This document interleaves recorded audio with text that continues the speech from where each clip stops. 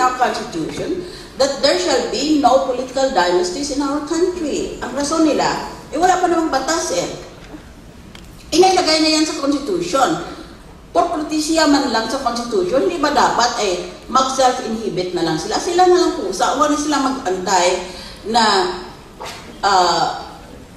forsado sila, obligado sila ng batas. Nasa kanila na lang yun nakalagay sa Constitution eh.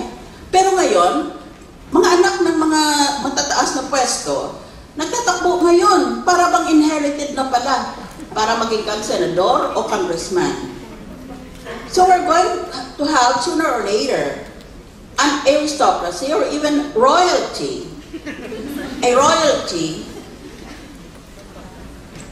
or a plutocracy, you know, people who are very, very rich.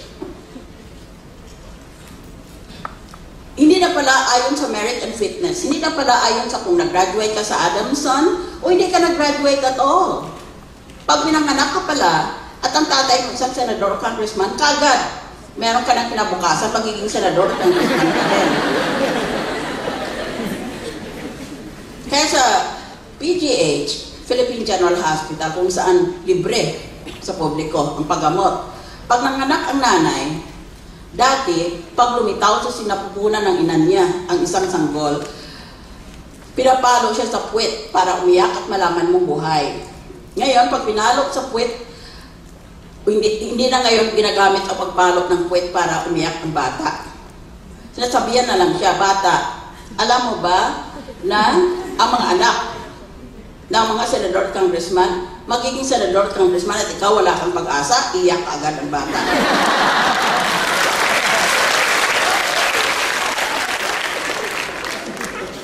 Our country is the most politically unstable country in ASEAN.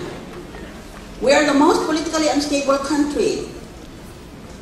And our country is the second worst country in terms of control of corruption among the ASEAN 5 countries.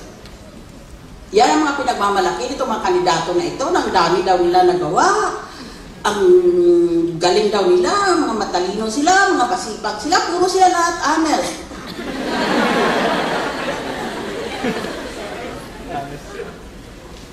Kaya kung minsan, pag tumayo sila sa Senado, hindi talaga ako makakapigil. Hinamon ko magsuntukan na lang ako.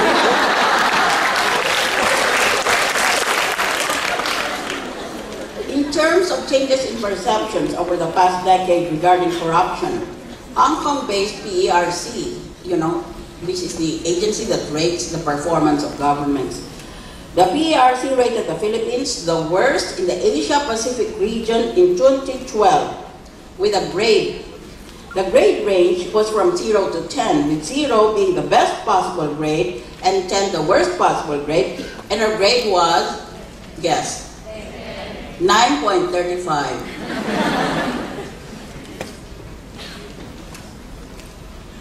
Pag nag-tsunami sana, mahuli lahat itong 24 kandidato pagka-senador. Parang pag-asa naman tayo.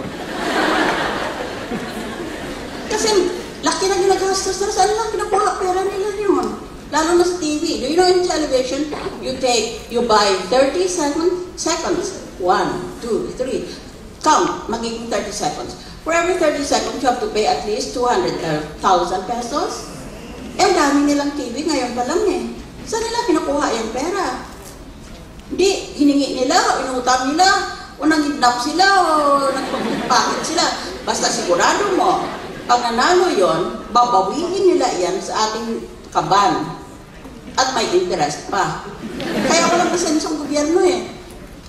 Dahil umpisada pa lang, ang dami-dami ng perang pinapalabas nila. Eh, natural pa bawiin nila yan. Alangan namang i-donate nila yan. In brief, the Philippines has a credibility problem. As a result, it received and continues to receive the lowest foreign direct investments or FDIs into the country. Walang may gusto mag-invest dito, contrary to all the propaganda you read or hear about. Yet, the country needs a lot of foreign direct investment in order to sustain strong, inclusive growth that we can only dream about at the moment. Despite the hype, foreign investors are not coming here. They are going elsewhere, to Vietnam, to Indonesia, to Thailand, and to other places. According to some economists, the country can sustain a growth of around 4.5%. But that is not good enough. What should be our rate of economic growth, since you are business economics students? Abel? That is correct, yes. The economy needs to grow on a sustained basis at about 7% for a decade to make a difference in the lives of ordinary Filipinos. Why? Because there are simply too many of us. Some 2 million Filipinos are born every year, a great majority in abject poverty. Kaya, tumakbo nga kayo, mga business economic students ng Adamson at iba pang mga universidad dito, para meron naman tayong economist na presidente na kaya niyang umabot sa 7% ang ating GNP growth. Huwag na tayong pumili pa ng iba pang mga profesyon. Ang hanap na lang tayo, basta sinabi ng tao, kaya ko yan, dalhin sa 7%, iboto na natin kaagad. Kaya po nga eh. Maski sinong kandidato pagka-presidente, basta mabigyan ng solusyon ang traffic problem sa Metro Manila, iboto ko yon. Some basic policies. The first basic policy is that the government has to invest more in education, health, and social welfare in order to build a more productive and intelligent workforce. Intelligent workforce. It has to invest heavily in public infrastructure. During the last 12 years, the government has invested very little in public infrastructure. Here I mean hard infrastructure such as roads, bridges, airports, seaports, urban transit systems, irrigation systems, power plants, and so forth and so on. Hard infrastructure will help to expand the capacity of the economy to produce.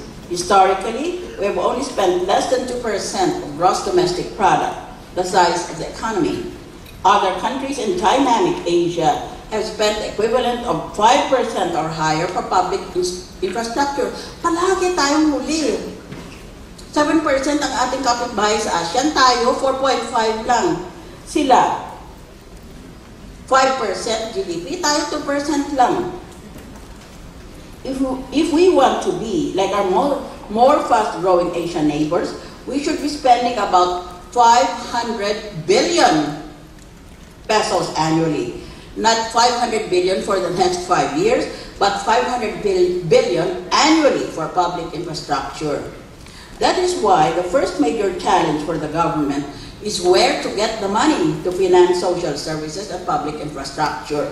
Noon pa, umpisa pa lang ako sa Immigration Commission, sinabi ko na, palaging pagtatanong ng taong bahay, saan tayo kukuha ng pera? Ang sagot ko ay napakadali. Kunin natin ang pera doon sa mga magnanakaw at ikulong natin silang lahat. Ibig sabihin, walang maiiwan yan sa Kongreso.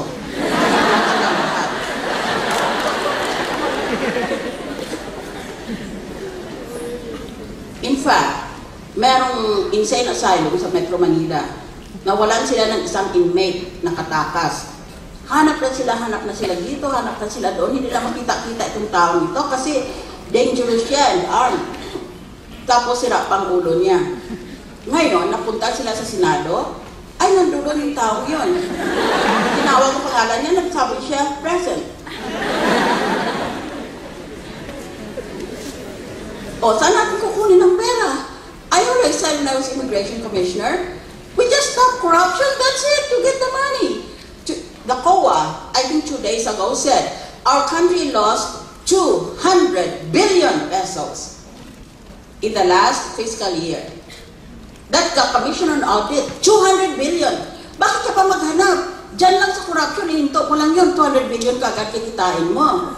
When I first said that when I was Immigration Commissioner, everyone, the politicians said, she's exaggerating. Now the Commission on Audit has confirmed it. Ang dali-dali lang. Palitan niyo lahat ng nagnanakaw sa gobyerno. Ang problema, ang pinapalit natin, magnanakaw din. That is the problem really with our country. That is, for me, a very simple solution. Just give me license to kill.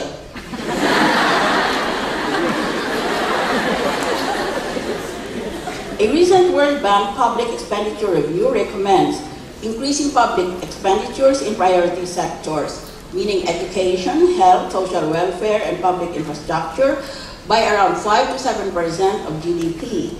That is roughly 500 to 700 billion pesos annually. Well, again, I emphasize the question is, where are we going to get the money?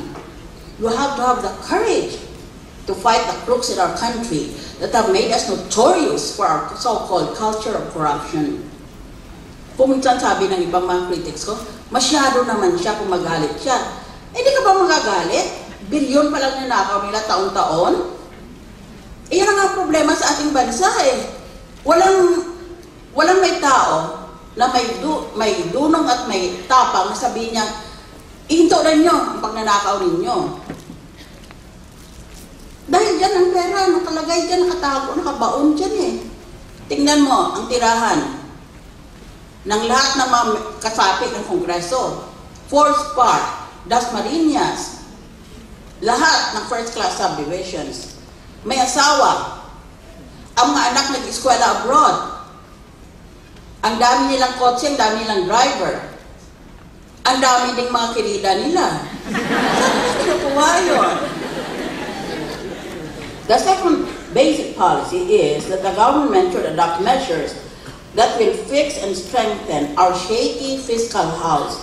The government has to reform the tax system. Tax effort, which as you all know is defined as taxes as percent of GDP, is around 12.5% to 13%. It peaked in 1997 before the Asian financial crisis. Pataas na sana yung tax collection effort eh. But the person who's